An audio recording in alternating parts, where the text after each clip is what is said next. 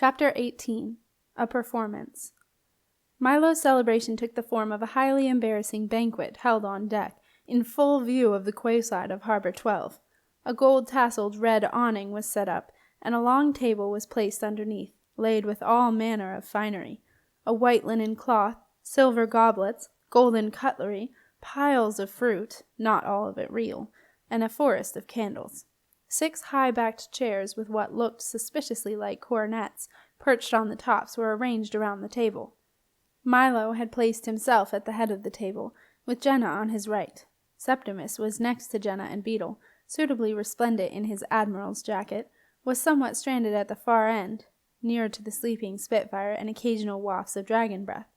On Milo's left was Snorri, with the night ruler lying quietly at her feet, and next to her, Nico. Milo did the talking, which was just as well, as everyone else felt far too embarrassed to talk. On the quayside below, an increasing crowd was gathering, observing the show with amused interest, rather as people will watch chimps in a zoo. Jenna tried to catch Septimus's eye, hoping for a sympathetic glance, but Septimus sat glowering resolutely at his plate. Jenna glanced around the table, and no one would meet her eye, not even Beetle, who appeared to have found something very interesting to look at on the top of the nearest mast. Jenna felt horribly uncomfortable. She was beginning to wish she had never bumped into Milo in the dingy cafe on Harbor 1, but at the time it had all seemed so thrilling, being invited to Milo's shop, Nico and Snorri's delight at being on board the Keris, and the wonderful feeling, so welcome after the last grueling days, of being cared for, of sleeping in a comfortable bed and waking up, knowing that she was safe. And then there was the excitement of Milo telling her that the Keris was now her ship, though he had spoiled that somewhat when he later said that naturally it could not truly be hers until she reached the age of 25, the age at which it was possible to register ownership. That was, thought Jenna, typical of most things that Milo offered. He always kept something back, in his control. A wave of embarrassment suddenly swept over Jenna. She was with 3 of the people she cared most about. Jenna excluded Snorri from this list, and she was making them sit through this performance, all because she had allowed herself to be carried away by Milo's attention. The banquet progressed agonizingly slow. Milo, as usual, regaled them with his stock of sea stories, many of which they had heard before and which always seemed to end in Milo triumphing at the expense of others. And while Milo droned on, the ship's cook supplied a succession of overwrought dishes, each one more ornate and piled ever higher, not unlike the wigs worn by the officials on Harbor 12. Each dish was accompanied by a great flourish from the deckhands, now dressed in their evening white and blue robes, and worst of all, a horribly embarrassing speech from Milo, who insisted on dedicating each dish to one of them, starting with Jenna.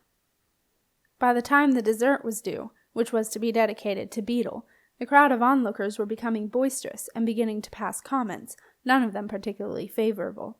Wishing more than anything in the world that he could disappear right now, Beetle's ears glowed brilliant red as he watched a deckhand emerge from the hatch, proudly bearing the dessert aloft. It was an exceptionally odd creation, a large plate of something black and wobbly, possibly a jellyfish, but equally possibly a fungus plucked from the depths of the hold. Reverentially, the deckhand placed the dish in the center of the table. Everyone stared in astonishment. With a shock, they all realized that it looked like, maybe even was, a giant beetle boiled, peeled, and laid on a bed of seaweed. Milo was relishing the moment. Glass in hand, accompanied by sporadic clapping and whistles from the crowd below, he stood up to dedicate the dessert to Beetle, who was seriously considering jumping overboard. But as Milo opened his mouth to begin his speech, Spitfire pounced. It was a moment that Beetle would treasure for a very long time.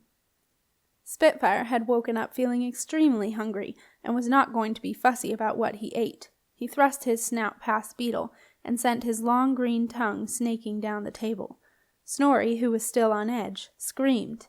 Milo leaped to his feet, and ineffectively slapped his napkin on Spitfire's nose, as the dragon sucked up the beetle jelly, and then the napkin with a long noisy slurp.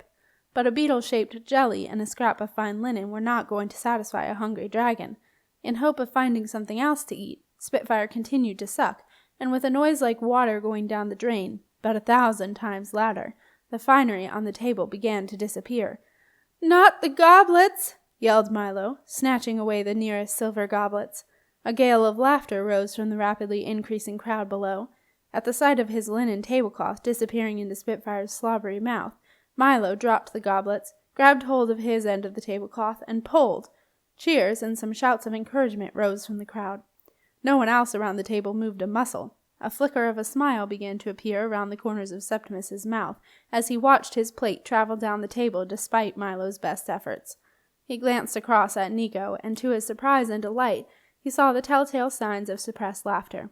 And then, with a deafening whoosh, the entire contents of the table disappeared into Spitfire's mouth. An explosive snort erupted from Nico, and he fell off his chair in paroxysms of laughter. Snorri, used to a more serious Nico, looked on in confusion as he lay on the deck shaking. From the quayside below, the answering sound of laughter spread like a wave. Milo regarded the wreckage of his evening with dismay. Spitfire regarded the bare table with disappointment. His stomach rattled with sharp things, and he was still hungry. Milo, not entirely sure whether the dragon drew the line at eating people, grasped Jenna's hand and began to back away, pulling her to her feet. Jenna snatched her hand away. "Don't!" she snapped. Milo looked surprised and a little hurt. "Perhaps," he said, "we should find alternative accommodations for your dragon." "He's not my dragon," said Jenna. "Oh? But you said—" "I know I did, but I shouldn't have. I am only the navigator. He is Sep's dragon." "Ah, well in that case you do understand that the dragon is subject to the trading post quarantine regulations? Of course, while it's on board—" "He," corrected Jenna. "Well, while he is on board, the regulations do not apply. But as soon as he sets, Milo glanced down to check that Spitfire did indeed have feet. "Foot on land, he will have to be escorted into quarantine." Septimus stood up. "That won't be necessary," he said. "Spitfire is leaving now. Thank you for having us, but now that Spitfire is awake, we have to go. Don't we, Beetle?" Beetle was busy fending off Spitfire's wet snout. "Get off, Spitfire!" "Oh, yes, we do. But thanks, Mr. Vanda. Thank you for letting us stay on your ship. I mean Jenna's ship. It was really interesting." Milo was recovering himself. He bowed politely. "You are most welcome, scribe." He turned to Septimus. "But surely, apprentice, you do not intend to fly immediately. I have sailed the 7 seas for many a long year, and I can tell you that I smell a storm in the air." Septimus had heard enough about the 7 seas to last him for a long time, and far too much about Milo's weather-predicting skills. "We'll fly above it," he said, stepping over to Beetle. "Won't we, Beetle?" Beetle nodded somewhat uncertainly. Milo looked puzzled. "But there is no above a storm," he said. Septimus shrugged and patted his dragon's nose. "Spitfire doesn't mind a little storm, do you, Spitfire?" Spitfire snorted, and a line of dragon dribble landed on Septimus's precious purple ribbons, leaving a dark stain that would never come off.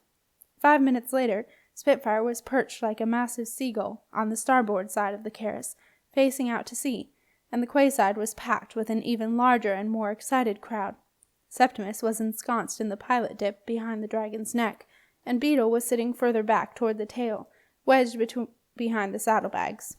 The navigator's seat was, however, still vacant. Jenna stood beside Spitfire, her cloak wrapped tightly against the cold wind that had begun to blow into the harbor. "Stay here tonight, Sep," she said. "Please. Spitfire can sleep on deck for one more night. I don't want you and Beetle to go off into the dark." "We've got to go, Jen," Septimus replied. "There's no way Spitfire is going to sleep tonight. He's just going to create trouble. And if he gets us put in quarantine, well, I don't even want to think about that. Anyway, we want to go, don't we, Beetle?" Beetle had been watching the dark clouds scudding across the moon. He was not so sure. Outside the harbor wall he could see the waves building, and he wondered whether Milo was right about a storm coming. "Maybe Jenna's got a point, Sep. Maybe we should stay tonight." Milo chimed in. "You must wait until tomorrow," he said. "The crew will chain the dragon to the mainmast tonight." Beetle, Septimus, and Jenna exchanged horrified glances. "And tomorrow," Milo carried on, "while the dragon is secure, we shall have a grand farewell breakfast on deck to see you off in style. What do you think about that?" Septimus knew exactly what he thought about that. "No, thank you," he said. "Ready, Spitfire?" Spitfire spread his wings wide and tilted forward into the wind. The Keris listed dramatically to starboard, and someone on the quayside screamed. "Careful!" yelled Milo, grabbing a handrail. Septimus looked down at Jenna. "You coming, navigator?" he asked. Jenna shook her head, but there was something regretful in her expression that made Beetle brave. "Jenna," he said, "come with us." Jenna wavered. She hated seeing Septimus go without her, but she had agreed to return in the Keris with Milo. And there was Nico, too. She wanted to be with him while he sailed home. Indecisive, she glanced at Nico. He gave her a wry smile and put his arm round Snorri. "Please come with us, Jenna," said Beetle very simply, and without pleading. "Of course she can't go with you," snapped Milo. "Her place is here with her ship, and with her father." That did it. "Apparently it's not my ship after all," said Jenna, glowering at Milo. "And you are not my real father. Dad is." With that, she flung her arms around Nico. "I'm sorry, Nick. I'm going. Safe trip, and I'll see you back at the castle." Nico grinned and gave her a thumbs up. "Good one, Jen," he said. "Be careful." Jenna nodded. Then she reached up, grabbed hold of the navigator's spine, and pulled herself up into the navigator's space, just behind Septimus. "Go, Sept," she said. "Wait!" yelled Milo. But Spitfire did not answer to anyone but his pilot, and sometimes, if he was in a good mood, his navigator. He most certainly did not answer to anyone who proposed to put him in chains for the night. Everything in Harbor 12 stopped for Spitfire's takeoff. Hundreds of pairs of eyes watched the dragon lean out from the ship, raise his wings high, and on the downward stroke raise slowly into the air. A great downdraft of hot, underwing, dragon-smelling air swept across the deck, sending Milo and his crew coughing and retching, while the sound of applause rose from the quayside. Spitfire raised his wings once more and flew higher, his outstretched wings beating slowly and powerfully as he steadily gained height. Flying into the wind on the wide curve, Spitfire wheeled across the harbor just above mast height, and headed out over the harbor wall. Briefly the clouds cleared from the moon, and a gasp of wonder came from the quayside as the silhouette of the dragon with 3 small figures traveled sedately across the white circle of the moon and headed out to sea, leaving Milo gazing after them. Milo barked a few orders at the deckhands to clear up the decks, and then disappeared below, leaving Nico and Snorri on deck with the cleanup in progress. "I hope they will be safe," Snorri whispered to Nico. "Me too," said Nico. Nico and Snorri watched the sky until the distant speck of the dragon disappeared into a cloud, and they could see no more. When they at last looked away, the deck was clean, tidy, and deserted. They huddled together in the cold wind that was blowing in from the sea, and watched as the lanterns of the trading post were extinguished for the night, and the ribbon of light stretching out across the shore became thinner, with only the flames of the torches burning. They listened as the sounds of voices quieted, until all they could hear was the creaking of the timbers of the boats, the splash of the waves, and the plink of the taut ropes on the wooden spars as the wind caught them. "Tomorrow we sail," said Nico, staring out to sea longingly. Snorri nodded. "Yes, Nico, tomorrow we shall go." And as they sat, well into the night, wrapped in the soft blankets that Milo kept in a trunk on deck, they watched as one by one the stars disappeared below the incoming bank of clouds. Then, curled up beside Uller for warmth, they fell asleep. Above them, the storm clouds gathered.